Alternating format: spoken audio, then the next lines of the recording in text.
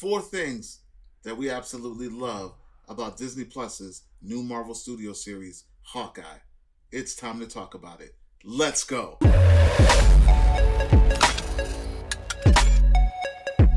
What's going on, everyone? Welcome to Klepcx FM, brought to you by WeAreCritics.com, a place where we talk about movies, television, and pop culture. If you're into that kind of thing, make sure you hit the subscribe key and that notification bell so you can be up to speed about everything that I talk about here. Now, guys, come on. I know you all have seen it. Hawkeye is finally here. It's on Disney Plus right now. You should be streaming it instead of watching me. But if you're here with me, thank you. I very much appreciate it. But it's time to talk about the four things that we absolutely love about this series. Now, let's start with number one. Off rip, the tone.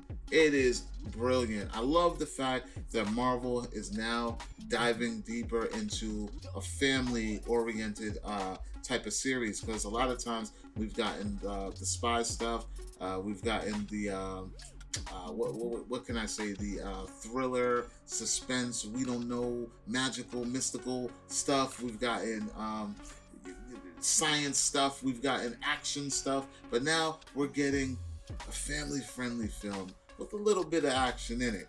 And I love the fact that they decided to put this thing around the holidays. And it's following Hawkeye, the fellow Avenger, who, of all of them, is the only one who really had a family.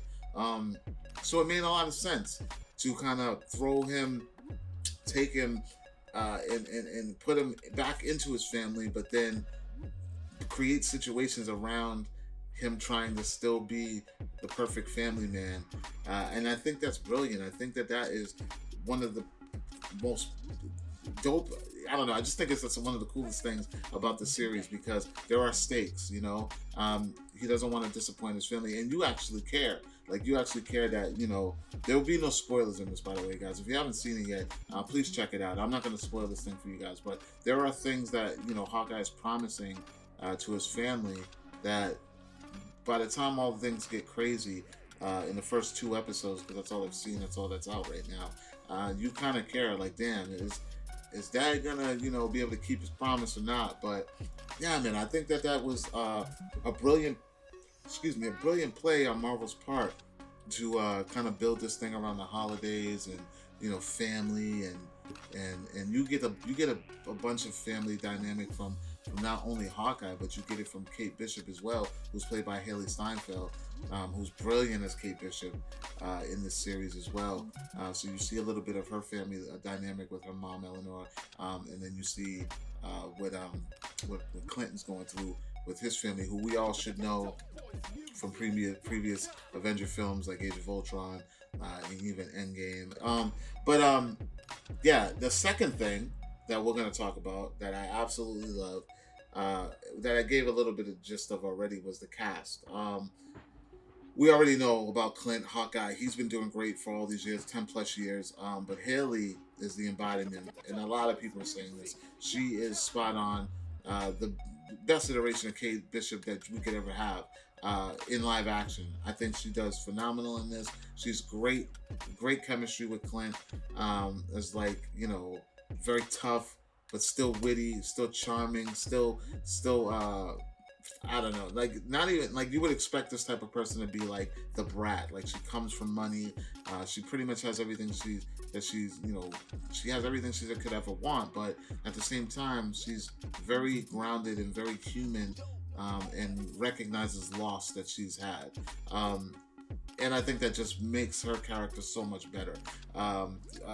Tony Dalton, who plays Jack Duquesne, who is in the comic, he is the swordsman. Yo, that dude, just something about him is just kind of, I like his vibe. He looks like the perfect villain, but I don't think that he is a villain, because in the comic, he actually joins the Avengers, but we don't know yet, but we'll get into that. But right now, he's kind of like, I don't trust that guy. You don't know. You don't really know much about him, but I love what he's bringing to the table in this too. The Tracksuit Mafia, so happy that they brought that. I love when they take things from the comic and actually throw them in and make them make sense and make them work. because I don't know, it just makes better because I'm a big comic book reader and I love that. So it's good that they didn't just go steer left and try to do something different on their own, but they actually incorporated key characters from the comic, as well as side characters like Lucky, the pizza dog, who when I knew the dog was in the show from the trailer and posters and things like that, but when you actually see the dog pop up, I got excited. I was like, yo, it's Lucky. You know what I mean? It's good to see that familiarity. So that's another thing. The cast is brilliant in this thing. Even what is I cannot remember Vera Faminga. Yeah, she's in this as well. Come on, dude. No brainer. She plays Eleanor. She plays Kate's mom. So it's no brainer. The next thing, the third thing, and this is probably my favorite thing, the connection. Oh my God, the connection to the MCU, the previous MCU that we know. Again, no spoilers, guys, but opening scene, when you see a certain thing pop on that screen, opening scene, you should already know what's about to come. I already knew what was about to come, and I was excited. I was like, no way. I was like, really, this is where we are right now? We're going back there? Okay, cool. So the connections there, and then seeing that play throughout. They have the Steve Rogers play called Rogers, which is brilliant. Musically, it's funny. I can do this all day. Like that line, I will never forget that line. It was hilarious. And then seeing things play out through Clint, through Hawkeye, where he is now and where he's come from, and just kind of really connecting with his journey, and the way that the tissue is all connected, and even losing Natasha, like a lot of that stuff, like you just feel it. If you really know and you're a fan and you appreciate the MCU the way I appreciate the MCU, the connectivity between the two is just phenomenal, man. Like I really enjoyed how they connected everything together in this series.